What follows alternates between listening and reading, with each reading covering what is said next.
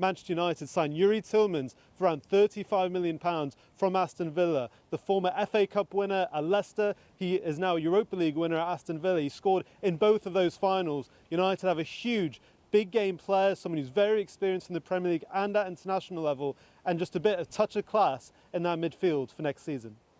Look, I think from what I understand, Bella, I think Manchester United would be keen to add maybe one more midfielder. We know they have long-term interest in Bournemouth, Alex Scott, but everything we're hearing from the Bournemouth side of things is he is not for sale and they'd really like to tie him down to a new contract. They also have a long-term interest in Brighton's Carlos Baleba. Look, I think when you look at Santos and you look at Tillmans, maybe what you look at that midfield with Kobbie Mainoo as well, maybe that midfield just lacks a bit of legs, a bit more athleticism, which is what maybe they thought they were getting in Atalanta's Ederson. We now know that Manchester United aren't pursuing that deal anymore. So can they still invest in that midfield? They still have other business to do in terms of outgoings, first of all, to make sure they can be flexible for the rest of the summer. But I think another midfielder is on the cards, a different profile of midfielder, and I think that will be their next priority, as well as maybe looking at left back.